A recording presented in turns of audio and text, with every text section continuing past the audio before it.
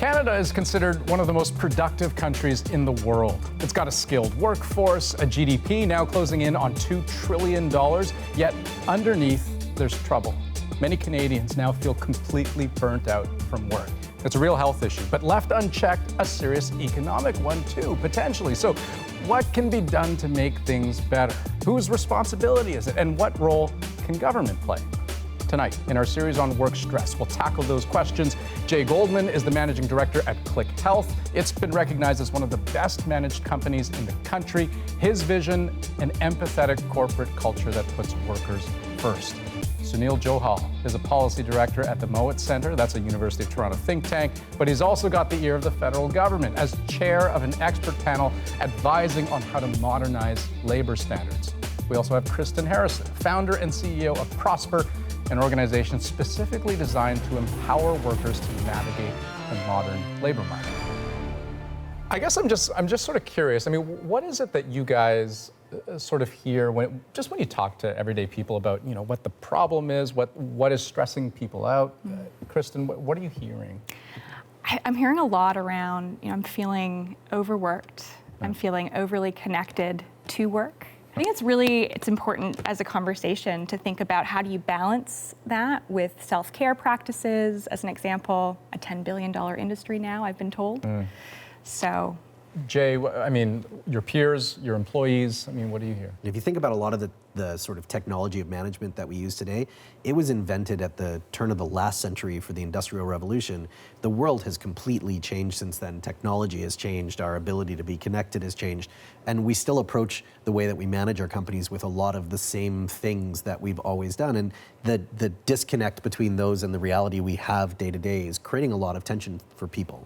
So when I think of how work has changed, right, over the last several years, I think of the thing that has been kind of simultaneously both the source of my productivity and my stress, which is this bloody thing, right? Like I never put it down. So first tell me that I'm not alone. You are normal. Okay, so this affects you guys too. Sunil, at the highest level, I mean the federal government level, that is a concern that they're focusing on? It is something that the federal government has asked us to look at as an expert panel on modern federal labor standards. So one of the issues we're looking at, in fact, is should there be a right to disconnect from electronic communication for workers, which wasn't really something that was on people's radar 5-10 years ago. But now that smartphones are ubiquitous, we see people walking around on the streets, they can't take their eyes off of them. Where is that distinction between our work life and our personal life? In some industries, you would expect in kind of an emergency situation, we need to be able to get in touch with our staff and have them fix X, Y, or Z type of issue. But in other types of jobs, you can probably get your work done in a 9-to-5 basis. So maybe we should just say, hey, anything above and beyond that, you get paid overtime, and we're going to make sure that you get compensated for that extra effort you're putting in. Jay, in just a moment, I'm going to ask you about how you deal with this issue at Click. But Kristen, if I could ask you, I mean, how do you and your fellow career counselors counsel people about this particular issue? Because when I think of checking my email on my phone during off hours, I just think that if I don't do it, I'm just going to be playing catch up when I am at work, and which is its own source of stress. What we counsel, what we coach is really around having the self-awareness to understand what you need to do to unplug and what you need to do to design a work day to be the most productive, which may look different depending on the individual. So Jay,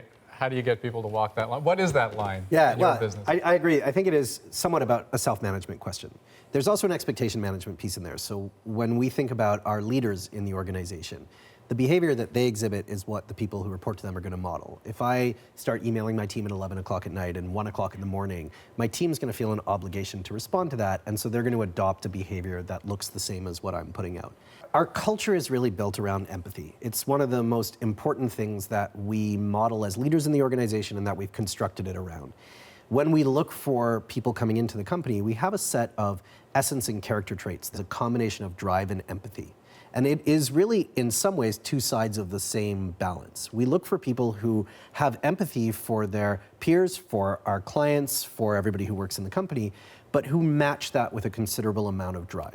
And if you only have the empathy side, then you don't end up getting a lot done, but everybody feels really good about it. Right. And if you only have the drive side, you get a lot done, but nobody feels good about it. So when you pair those two things together, you get an environment in which people can be competitive, can strive to grow personally and to grow the company, but can do it in a way that has considerable empathy among their colleagues internally and with our clients. So Jay's got it all figured out. I mean, but Sunil, how far should government go in regulating workplaces? You know, in effect, sort of forcing them to take an approach that is more employee-centric, if we can put it that way. I mean, I think it's really hard for government to do that. I mean, I think we can set minimum floors for behaviors and expectations, but when it comes to something like electronic communication or culture, I mean, that's just such a firm level behavior. It's really hard for government to come in and say, you should model what Jay's doing at his firm to all the other firms in his sector. I think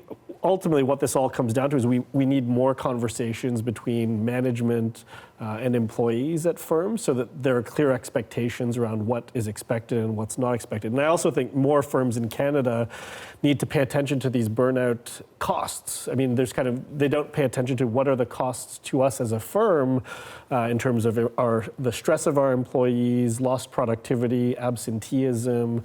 All of those issues affect the bottom line, but they're not necessarily clearly visible. So kind of optimizing and frontlining those costs more clearly, I think would change the way a lot of employers work with their employees generally. Right. So given how serious an issue burnout is in Canada in 2019, what are the best avenues then for federal government to dip its toe in the water, so to speak? Because you know, a company's interests don't always line up with the interests and the well-being of their employees, right? Right. I mean, a lot of this comes down to power imbalance. I mean, an employee may feel compelled to work at a certain rate just to keep their job.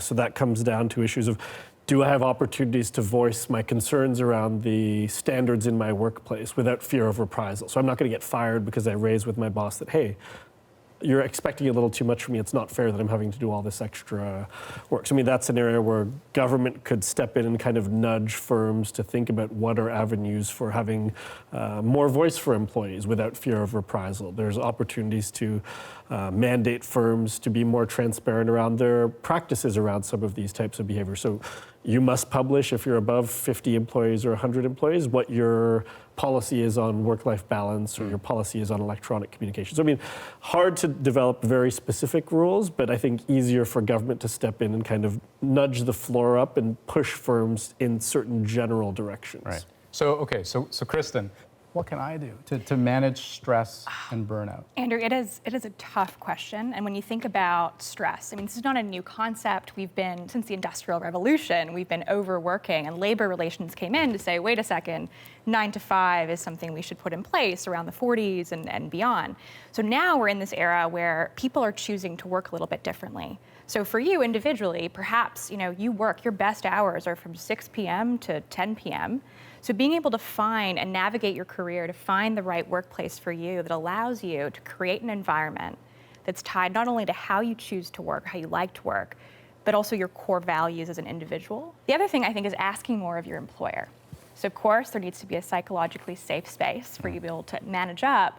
But when you look at vacation as a simple example, talk about work-life balance, we're taking less vacation than before. Why is that? It's about 16 days is the average versus 22 just 10 years ago. You can look at vacation from an accounting perspective as a liability as an organization, right? It costs us money for people to take vacation and not come into work.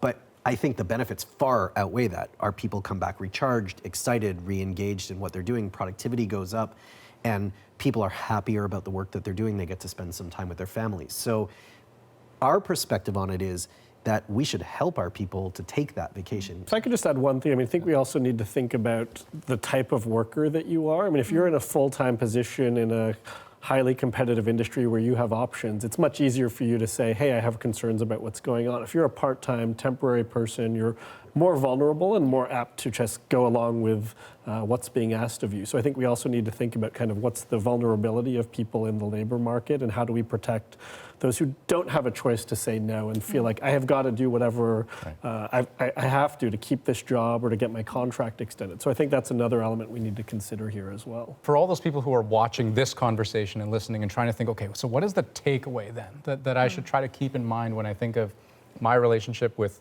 work and my personal life? I mean, Sunil, maybe I'll start with you. I mean, what's the takeaway? Sure. I mean, we know that about a quarter of Canadian workers are highly stressed right now. That's, I think, an unsustainably high number. We have to put these conversations on the table. We don't want everybody kind of thinking, well, I can't say anything about it because it's a hidden issue and I've got to keep up with the rat race. Hey, if everybody admits that there are some issues in terms of how we balance work and life, we have government at the table, we have employers, we have workers, we have unions, at least we can then chart a path forward that builds a more inclusive, sustainable workplace for everybody. And this is literally what you're working on. That's one of the things we're looking at with this panel. And what's the timeline for when? So our panel's report is due to the federal labor minister at the end of June, so it should be public shortly thereafter. Kristen, final thoughts? I think this is really a rally for everyone to think a little bit differently about balance. I think work-life balance is, in today's world, modern workforce, an outdated goal. You know, it's no longer about work and life, kind of, it's the two integrated together. So how do you make that work? I think for the employer, it's a rally cry to say there's three things that you should really focus on. One, thinking through how you can support your people with the tools they need to be successful. The second thing is really focusing on supporting a culture that is psychologically safe to provide room for creativity. That's a required skill of the future. And the third piece is really setting the tone by making vacation, as a simple, very simple example, making that mandatory. You know, setting the tone at this very high end, to your point, Jay, from the very top down to make sure that it's followed.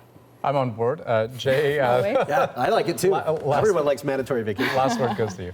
Yeah, you know what, I think this is about finding that balance for yourself. So we don't think of it anymore as the two sides of the balance beam, but it's really kind of the spectrum in between. And you've got to kind of decide, is it better for me to check email before I go to bed and feel good about what my day is going to look like tomorrow and be less stressed than I might have been?